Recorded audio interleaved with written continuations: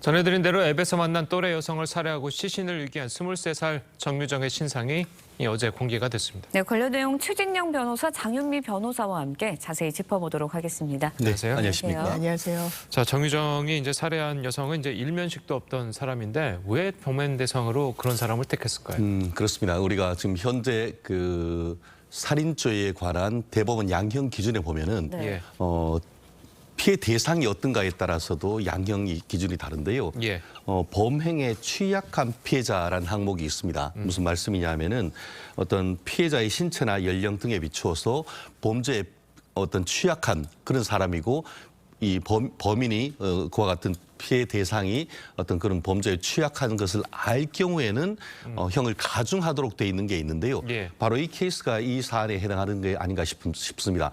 피해자는 젊은 여성이고 또 예. 본인도 23세의 여성이다 보니까 아무래도 피해 대상을 어떤 신체적으로 자기보다 약한 사람을 대상으로 할 수밖에 없었던 것 아니겠습니까? 거기다가 동기를 봤을 때 이 그 가해자 같은 경우에는 고등학교를 졸업하고 지금 20대 초중반이 되도록 아직까지 특별한 직업이 없는 상태에서 앞으로 한 달 정도 앞에 공무원 시험을 앞둔 그런 상태라고 합니다. 네. 결국 지금 피해자 같은 경우에는 그 지역에서 이 과외나 이런 거 학원 어떤 교사로서의 어떤 그 명성이 상당히 높은 피해자인 반면에 본인으로서는 아직까지 지금 고등학교를 졸업하고 취직도 하지 못하는 그런 상황 속에서 어떤 범죄에 대한 어떤 시기, 질투 그리고 시험에 대한 압박감 이런 것들이 종합적으로 이렇게 반로가 되면서 이 범죄에 취약한 피해자를 대상으로 봤다라는 것이 어떻게 보면 합리적인 추론이 아닐까 생각을 합니다. 그럼 묻지마 범죄랑은 좀 다른 건가요? 묻지마 범죄하고는 조금 다른 것 같습니다. 실질적으로 보면은 말씀드린 것처럼 대법원 양형 기준의 살인죄 같은 경우에는 동기를 기준으로 5개로 나눕니다. 그런데 조금 전에 말씀드렸던 것은 어떤 비난 동기 살인이지만 예컨대 묻지마 살인 같은 경우에는 살해욕의 발로로서 어떤 불특정 다수인에 대해서 무차별적인 살해하는 케이스를 하고 있기 때문에 이 사안은 물론 좀 더 수사를 해봐야겠습니다만 무차별적으로 그 대상을 아무나를 한 것이 아니고 특별하게 어떻게 보면 여성으로서 혼자 과외나 어떤 학원 강사를 하는 사람을 그리고 거기다가 신체적으로 정신적으로 자기보다 약한 사람을 대상으로 삼았다는 점에서 무차별적인 비난 동기 살인이라기보다는 어떤 특정인을 선택했다라고 보는 것이 조금 더 합리적이 아닐까 생각을 합니다. 알겠습니다. 네, 정유정이 결국 이제 경찰에 범행 동기를 털어놓게 됐는데 올해 2월부터 그러니까 범행을 하기 3개월 전인 2월부터 범행을 계획한 정황이 드러났거든요. 네, 맞습니다. 죄질이 상당히 나쁜 것 아닌가요? 비난 가능성이 매우 높고요. 왜 지난 그 2월부터 범행을 굉장히 좀 적극적으로 그리고 좀 준비를 해왔는지 휴대전화 압수수색을 해서 포렌식을 해봤습니다. 그러니까 아주 집중적으로 검색했던 단어들이 나오는데 살인, 시신 없는 뭐 살인, 네. 완전 범죄를 꿈꿨던 거죠. 그렇기 때문에 본인은 처음에 우발적이었다라고 말다툼 끝에 좀 우발적으로 살인에 이르렀다라고 얘기했지만 믿기 어려웠습니다.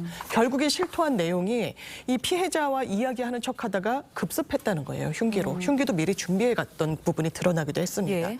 이렇게 범행 충동을 자신이 이기지 어려웠다라고 실토를 하기도 했고요. 네. 이런 범행물 그리고 온라인이나 TV 매체 등을 통해서 알게 된 이런 범행 수법을 실제로 이 범행을 하는데 사용했던 것 같습니다. 예. 자, 그리고 정유정이 이 범행 후 하루 뒤에 이제 바로 잡혔잖아요. 물론 이제 본인은 여러 가지 정황을 봤을 때 완전 범죄를 꿈꾼 것 같긴 한데 좀 여러 가지로 허술했나 보죠. 그렇습니다. 결국 아직까지 20대 초반으로서 여성으로서 어떤 그 범행 자체에 대해서는 나름대로 계획을 했지만 결국 그 택시 기사의 신고 정신으로 해서 굉장히 빨리 체포되고 이게 구속됐다라고 볼 수가 있을 것 같은데요. 예. 네. 말씀하신 것처럼 범행한 다음 날 새벽 3시에 그 부산 양산 인근에 있는 이 낙동강으로 이 택시를 타고 갔었는데 예. 결국 새벽 3시나 돼가지고 큰 트렁크를 숲속으로 산속으로 이렇게 가는 것을 좀 이상하게 본 그 택시 운전기사가 신고를 했다라는 점에서 저는 개인적으로 이제 택시 운전기사에 대해서 참 감사하다라는 생각을 할 수가 있는 것 같은데요.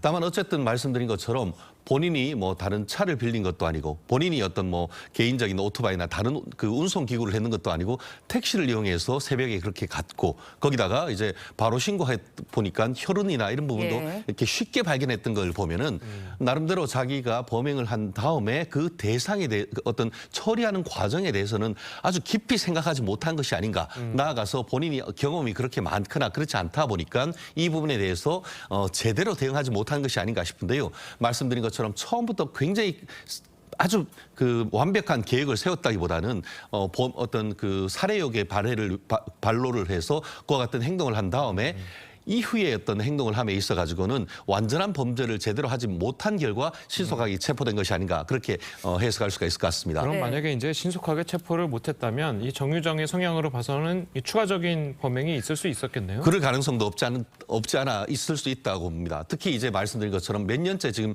공무원 시험을 하고 있는 가운데 네. 시험이 한 달도 채 안 남은 상태에서 굉장히 심리적 압박감이 있었을 가능성이 크고 그에 따라서 어떤 그와 같은 심리적 압박감을 해소하는 방법이 정상적인 어떤 해소하는 방법으로 뭐 운동을 한다거나 아니면 게임을 한다거나 친구를 만나는 것 그런 것이 아니고 그와 같은 심리적 압박을 살해욕의 발로로서 본인이 자백했지 않습니까? 사람을 살해하고 싶어서 그렇게 했다라고 했기 때문에 본인의 어떤 살해욕이나 그런 것이 완전히 충족되지 않으면은 그리고 거기다가 본인이 그와 같은 행위를 했었는데 바로 어떤 그 형사적인 처벌을 받지 않으면은 또 다른 어떤 피해자를 물색하고 이와 같은 일을 계속해 나갔을 가능성이 있기 때문에 어떻게든 굉장히 빠른 시간 내에 체포가 됐다는 것은 굉장히 특별한 의미가 있다라고 봅니다. 네, 정유정이 이제 평소 자신 산책하던 곳에 시신을 유기했습니다. 그렇다 보니까 이게 대담성이냐 네. 아니면은 좀 허술한 계획이었냐 이 부분이 좀 갈리는 것 같아요. 그렇습니다. 사실 왜 산에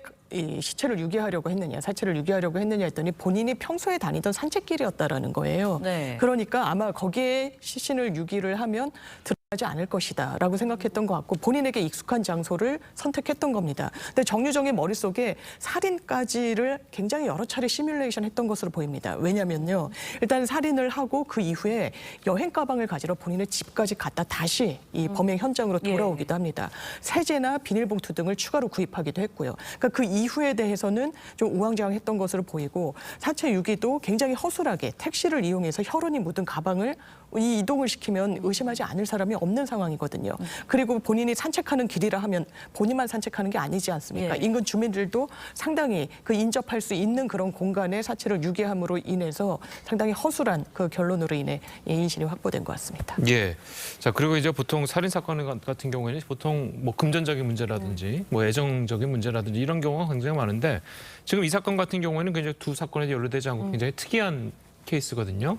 보통 그럼 이제 경찰이 사이코패스 검사를 하게 되는데 자, 이번 같은 경우에도 사이코패스 검사를 하게 될 가능성이 굉장히 크다고 봐야겠죠. 결국 살인죄 같은 경우에는 전형적인 동기 범죄입니다. 그렇기 때문에 이제 동기에 따라서 5가지로 지금 그 대법원 양형 기준이 나눠 있기도 한데요. 예. 네. 그 동기에 따라서 예컨대 이제 그 구형을 할 수 있는 선고할 수 있는 형량도 상당히 다릅니다.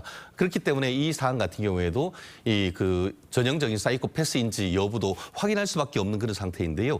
근데 이렇게 이제 어떻게 보면 굉장히 극단적인 인명 경시적인 살해 행위를 했다 하더라도 그 사이코패스라고 단정할 수는 없는 것 같은데요. 예. 실질적으로 얼마 전에 있었던 고유정 이름도 지금 사실 같아서 좀 화제가 되고 있습니다만 2019년에 있었던 그런 고유정 씨 같은 그런 남편에 대한 살이라든가 아니면 얼마 전에 2021년에 있었던 노원구의 어떤 스토킹 대상에 대한 그 살해 행위를 했던 케이스도 경찰 수사 결과 사이코패스는 아니다라고 지금 밝혀졌는데요.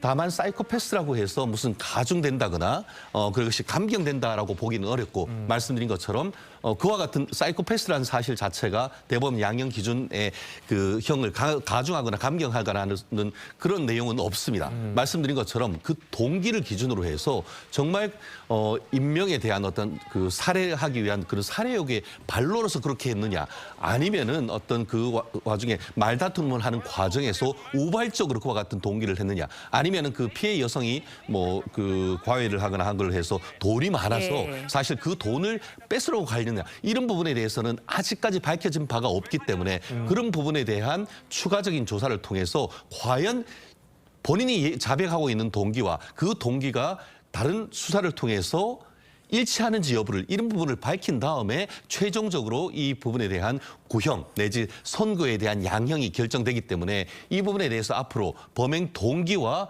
그와 같은 것을 어떤 식으로 준비를 했는지에 대해서 좀 추가적으로 면밀한 어떤 조사가 필요한 것이 아닌가 생각합니다. 예. 네, 그런데 좀 살펴보면 이 네. 사건을 앱을 통해서 범죄를 저지를 네. 피해자를 특정을 하거든요. 그렇다 보니까 앱을 통해서 누구나 다 또 피해자의 대상이 되는 건 아니냐 예. 이런 우려도 나와요. 지금 이 정유정 같은 경우에는 아르바이트 앱에 회원가입을 했습니다. 본인의 인적사항을 기재하지 않았습니다. 중학생의 어머니인 것처럼 네. 본인이 회원가입을 했어요. 걸러지는 장치가 없었습니다. 요즘 일상에서 얼마나 많은 앱으로 거래를 많이 하십니까? 그렇죠. 중고거래도 그렇고요. 아르바이트 같은 경우도 마찬가지고요.